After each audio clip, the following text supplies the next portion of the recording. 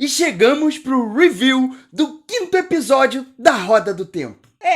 Eu sei que o 6º episódio já tá disponível hoje para vocês verem lá na Prime, mas vocês sabem que eu gravo com um pouquinho de antecedência e a gente tinha que liberar o episódio final de La Casa de Papel o quanto antes, porque foi alucinante. Se você não viu, já volta lá no vídeo anterior a esse para ver tudo que a gente trouxe em relação a esse final maravilhoso. Mas hoje a gente vai falar de 5º episódio da Roda do Tempo. E eu vou te falar que foi um episódio bem revelador. Mas vamos falar mais depois que o Brunão soltar a vinheta pra gente. Solta a vinheta aí, Brunão!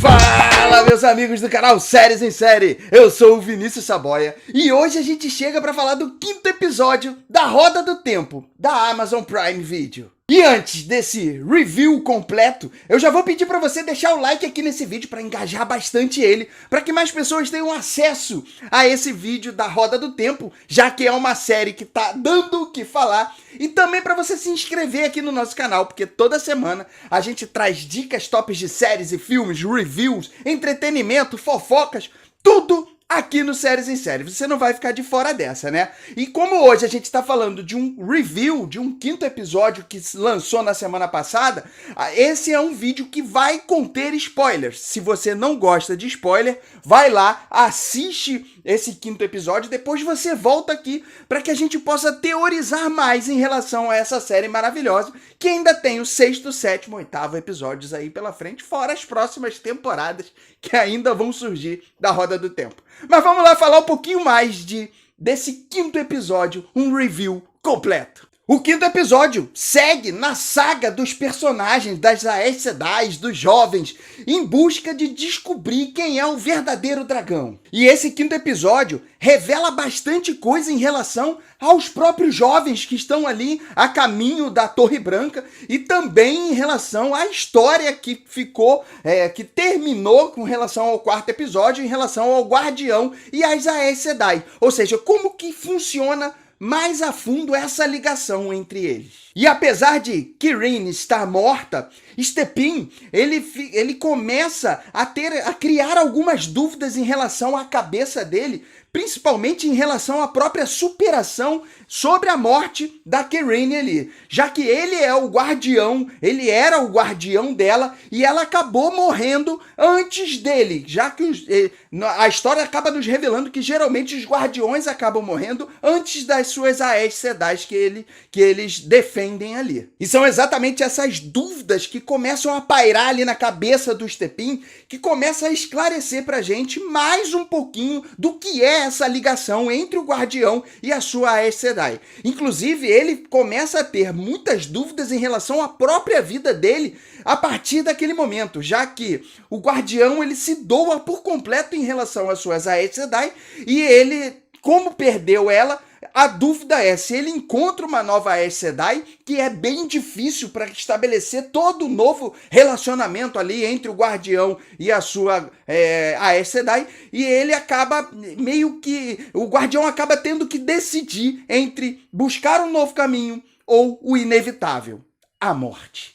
E enquanto Stepin segue perdido por completo em relação a esses pensamentos, ao que está acontecendo ali na vida dele depois da morte da Kirene, tanto Lan quanto a Moiraine seguem muito preocupados em relação a esse andamento da vida dele. Só que Moiraine ainda tem algumas preocupações a mais ali dentro da Torre Branca, lá onde elas estão, dentro da cidadela ali onde está a própria Torre Branca, onde as Aes Sedai acabam ficando. As preocupações dela principalmente estão voltadas em relação a Liandrin, que por mais que exista ali um certo respeito entre as duas principais Aes Sedai, a gente sabe que a busca pelo poder eminente ali, ou a busca por ser a grande soberana em relação às Aes Sedai, acaba criando entre as duas uma certa disputa. E isso deixa essa disputa um pouco mais acirrada quando elas acabam descobrindo o poder de Nynaeve. E aí é exatamente nesse ponto que a preocupação de Moiraine acaba sendo alta, porque Liandrin pode estar bem obcecada nos poderes da Nynaeve, que vai buscar em relação a esse poder soberano sobre as Aes Sedai.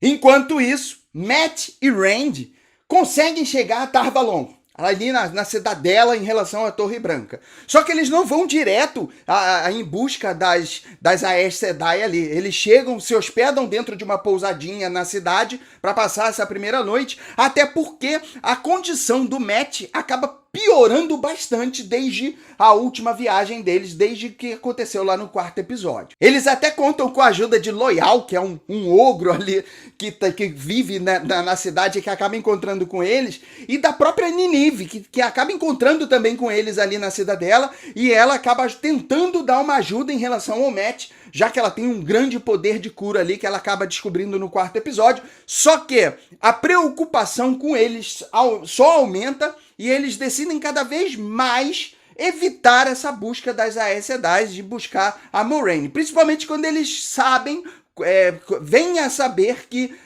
os outros jovens, tanto a Egwene quanto o Perry, estão vivos ainda. E é aí que a gente chega na parte crucial desse episódio, que é exatamente a história da Egwene e do Perrin, que estavam ali andando. A gente acompanhou que eles estavam com um grupo de andarilhos, só que esse grupo acaba se deparando de frente com os brancos, que são os Filhos da Luz.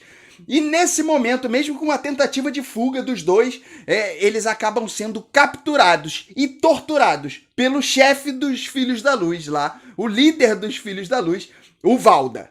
E nessas torturas, Valda começa a tentar forçar a Egwene, que ele acredita ser uma Aes Sedai, a canalizar o seu poder e a usar esse poder. Até porque ele precisa ter essa certeza de que ela é uma Aes Sedai para que ele possa matar ela, já que ele é um obcecado, um líder sem escrúpulos em relação às Aes Sedai, ao poder que as mulheres detêm em relação a esse mundo de magia. E no meio de toda essa tortura, ele acaba dando uma escolha para os dois amigos. Tanto a Egwene quanto o Perrin, que estão sendo torturados. Inclusive, ele vem e corta as costas do Perrin ali toda. Eu vou te falar que é um momento que dá bastante aflição em relação a esse 5º episódio. Esse momento da tortura que ele está tentando fazer, forçar com que os dois, com que ela principalmente, canalize o seu poder. E aí ele lança uma escolha na mão da Egwene e do próprio Perrin, que eles discutam em relação a essa escolha. Ou ela canaliza o poder e ele mata ela, já que ele vai ter a certeza que ela é uma Aes Sedai, ou então ela não canaliza o poder e ele vai matar Perrin. Então um dos dois vai acabar sendo morto e eles precisam decidir ali qual a ação que eles vão tomar em relação a eles estarem capturados ali e qual a ação que eles vão tomar com o próprio captor deles ali. E nesse momento de desespero, Egwene consegue canalizar o seu poder. Só que ela canaliza de uma forma tão fraca de quem está ainda aprendendo e ela acaba sendo bem fraca na forma de atingir o Valda, em que inclusive dá uma debochada dela em relação a esse poder. Pô, é isso aí que você chama de poder? Mas ele tem a certeza de que ela canalizou. Só que nesse momento é exatamente esse poder fraco que acaba distraindo ele e Perrin, naquele momento com muita raiva, acaba também canalizando um poder dele, um poder de fera, que acaba dando um rugido muito alto. E aí o Valda acaba se distraindo muito em relação a esses dois poderes que acabam acontecendo ali. E a Egwene consegue acertar ele com a faca a ponto de derrubá-lo naquele momento e os dois conseguem fugir. Inclusive, nessa fuga, os dois acabam recebendo uma ajuda de alguns lobos que estavam passando por ali e que atacam os brancos. Eles vão em busca de defender tanto o Perrin quanto a Egwene, ou seja, não ataca eles, mas atacam os captores deles ali.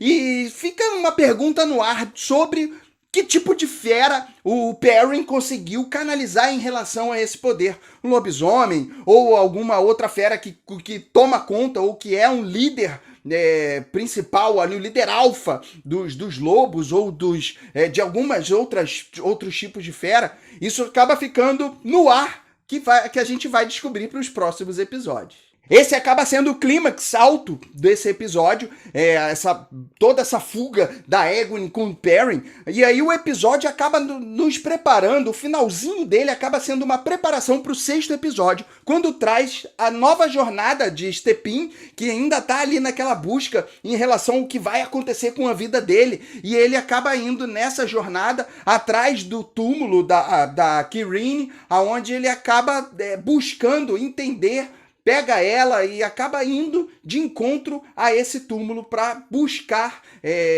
passar a entender mais aquilo que está acontecendo e entender qual vai ser o caminho que ele vai tomar em relação à vida dele a partir daquele momento. Ele precisa desse momento, dessa jornada, para saber o que o futuro reserva para ele em relação a essa história. E o episódio termina com todas essas questões pra gente em relação ao próximo episódio, que a gente já tá aqui louco para acompanhar e que quarta-feira você vai ter esse review desse 6º episódio, se tudo der certo em relação a essa gravação, a assistir. Quarta-feira vem aí o novo review do 6º episódio para vocês, que a gente vai trazer.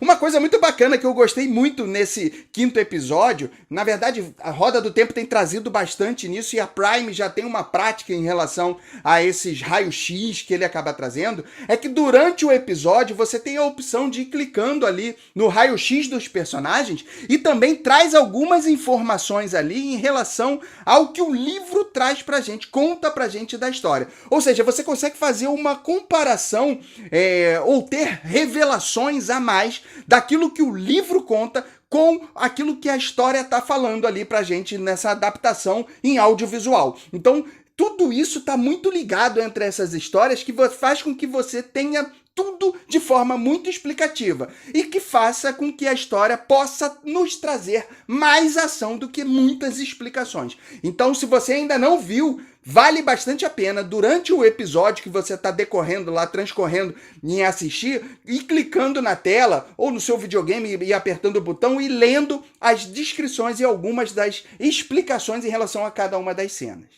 Mas agora eu quero ouvir você. O que mais você tem gostado da Roda do Tempo?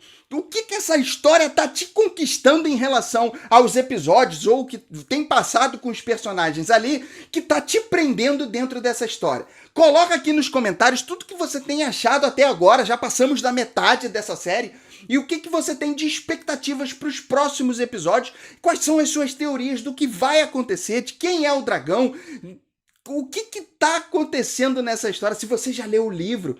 Não abre muito spoiler pra gente, não. Mas já coloca aqui o que você tem aí de percepção em relação ao que o audiovisual vai trazer de diferente do livro. Comenta aqui, traz bastante, a gente gosta disso, de trocar muito com vocês. Não esquece de deixar o like aqui nesse vídeo, que isso é muito importante pra gente, para que mais pessoas tenham acesso aqui ao Séries em Série.